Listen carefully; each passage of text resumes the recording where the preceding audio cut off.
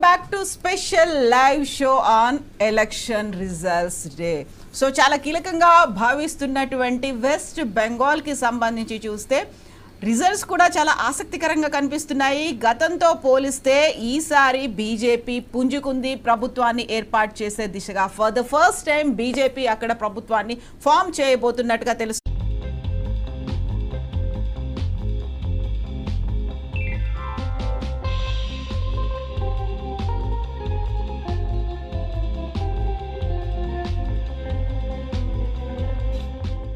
TMC 121 స్థానాల్లో ఆధిక్యంలో కనిపిస్తోంది. కాంగ్రెస్ 5 స్థానాల్లో కనిపిస్తోంది. ఒకసారి మనం 2021 సంవత్సరానికి గాను గతంలో టీఎంసీ ప్రభుత్వాన్ని ఏర్పాటు చేసినప్పుడు 215 స్థానాల్లో టీఎంసీ కనిపించింది. బీజేపీ 77 స్థానాల్లో కనిపించింది. కాంగ్రెస్కి 0 కనిపించాయి. అదర్స్ లెఫ్ట్ పార్టీస్ అంటే 2 స్థానాల్లో కనిపించాయి.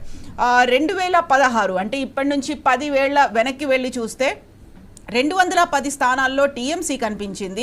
అలా ప్రభుత్వాన్ని ఏర్పాటు చేసింది మమతా బెనర్జీ.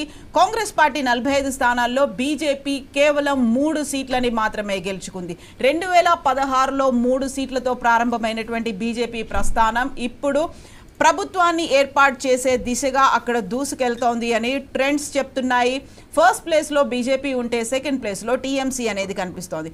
ఇక అత్యంత ఆసక్తికరంగా ఉన్నటువంటి అబ్జర్వ్ చేస్తున్నటువంటి మరొక రాష్ట్రం తమిళనాడుకి సంబంధించి.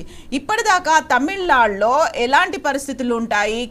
టీవీకే సరికొత్త పార్టీ వచ్చిన తర్వాత గతంలోనే తమిళనాడులో చాలా వరకు రజనీకాంత్ పార్టీతో పాటుగా కమల్ హాసన్ పార్టీలు ఇవన్నీ వస్తాయి అని అనౌన్స్ చేసినప్పుడు ఎక్కడా ఎలాంటి ప్రభావం చూపించలేదు. ఆ తర్వాత ఏమీ జరగలేదు.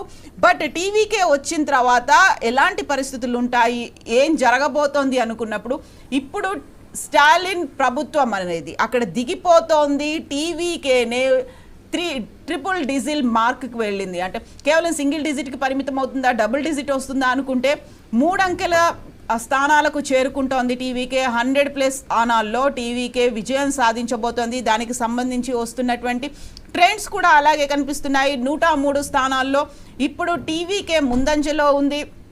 ఏఐడిఎంకే 74 స్థానాల్లో, డిఎంకే 53 స్థానాలతో థర్డ్ ప్లేస్లో ఉంది. అంటే ప్రభుత్వం థర్డ్ ప్లేస్కి చేరుతోంది. ఏఐడిఎంకే అక్కడ బీజేపీతో కూటమి కట్టినటువంటి ఏఐడిఎంకే 2వ స్థానంలో ఉంది. సో విజయ్ కింగ్ మేకర్ అవుతాడా అనేటువంటి ఒక క్వశ్చన్ మార్క్ దగ్గర నుంచి విజయ కింగ్ అనేటువంటి ఫలితాలు కూడా కనిపిస్తున్నాయి.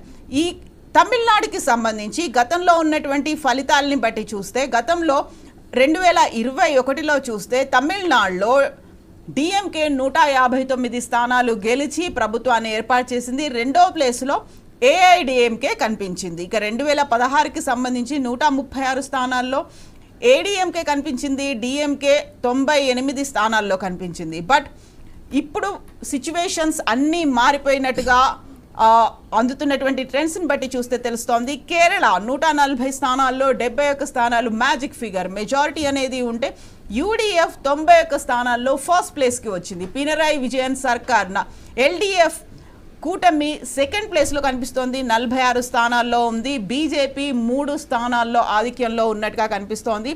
అక్కడ ప్రభుత్వ మార్పు అనేది చాలా క్లియర్గా కనిపిస్తోంది. తమిళనాడులో, వెస్ట్ బెంగాల్లో కూడా మారుతోంది అన్నట్టుగా కేరళలో కూడా మారుతోంది. పుదుచ్చేరిలో 30 స్థానాలకు గాను అక్కడ బీజేపీ మళ్ళీ ప్రభుత్వాన్ని ఏర్పాటు చేయబోతోంది అనేటువంటి అంచనాలు, ట్రెండ్స్ అయితే ఇప్పటికీ కనిపిస్తున్నాయి. ఇక అత్యంత కీలకమైనటువంటి మరొక రాష్ట్రం అస్సాంకి సంబంధించి 126 స్థానాల్లో బీజేపీ 97 స్థానాలు ఉంది. హిమంత బిశ్వ శర్మ సర్కార్ మరొకసారి ప్రభుత్వాన్ని ఏర్పాటు చేయబోతోంది. బీజేపీ అక్కడ హ్యాట్రిక్ 3వసారి ప్రభుత్వాన్ని ఏర్పాటు చేస్తున్నట్టుగా తెలుస్తోంది. కాంగ్రెస్ 27 స్థానాలకి పరిమితమైనటువంటి పరిస్థితి. అస్సాంకి సంబంధించి చూసుకుంటే 2021లో 75 స్థానాలు గెలిచినటువంటి బీజేపీ ప్రభుత్వాన్ని ఏర్పాటు చేసింది. 2026లో ఎన్డీఏ కూటమి 86 స్థానాల్లో విజయాన్ని నమోదు చేసుకుంది. అలా ప్రభుత్వాన్ని ఏర్పాటు చేసింది. ఇప్పుడు హిమంత బిశ్వ శర్మ ప్రతిపక్షాలు విపరీతమైనటువంటి ఆరోపణలు చేశాయి. అవినీతి, భూ కబ్జాలకు పాల్పడ్డారు హిమంత బిశ్వ శర్మ అని చెప్పినప్పటికీ కూడా అక్కడ సిచ్యువేషన్స్ అయితే క్వైట్ ఆపోజిట్గా ఉన్నట్టు కనిపిస్తోంది. అస్సాంలో హిమంత బిశ్వ శర్మ సర్కార్ ఏర్పాటు చేయబోతున్నారు.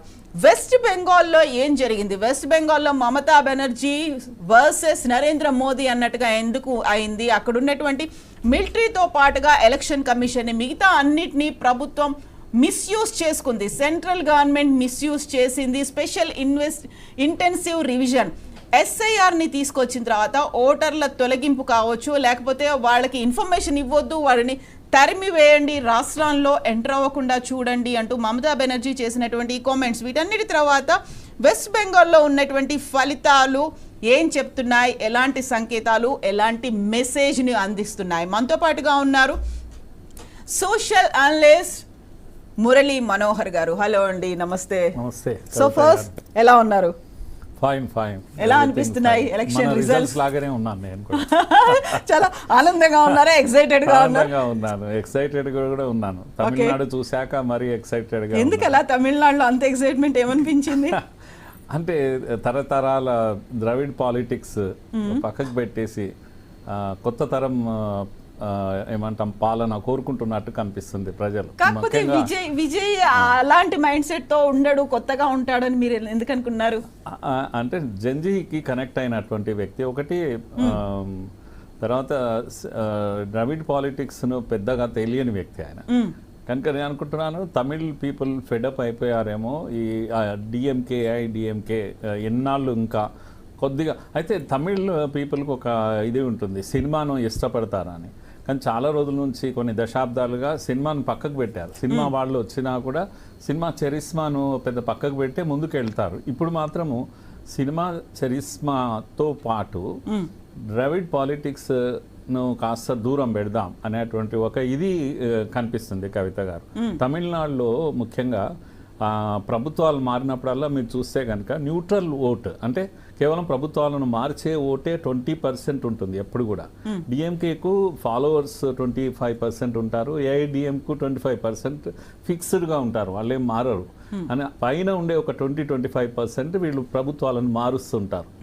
వాళ్ళు బహుశా ఈసారి గట్టి నిర్ణయం తీసుకున్నారు, రెండూ కాదు దానికి దీనికి మార్చేవాళ్ళు ఇప్పుడు. కనుక వాళ్ళు కొత్త తరం పాలిటిక్స్ తమిళనాడులో రావాలి అనే ఒక కోరిక దీంట్లో కనపడ్డది గట్టిగా. ఇంకా షాకింగ్ ఏంటంటే అన్ని ఎగ్జిట్ పోల్స్ చెప్పిన దీంట్లో డిఎంకే అధికారంలోకి వస్తుంది. అది టీవీకే సహాయం లేకుండానే అనేది మాత్రమే ఒక ఇది ఉండేది. ఇప్పుడు అవన్నీ పోయినా డిఎంకేనే వెనకబడ్డది పూర్తిగా. యాంటీ ఇన్కంబెన్సీ ఎంత గట్టిగా ఉంది అంటే వద్దు మీరు వద్దు మొర్రో అని. ఎట్లయితే ఇక్కడ కేసీఆర్ను ఎన్నన్నా ఇవ్వండి స్కీమ్స్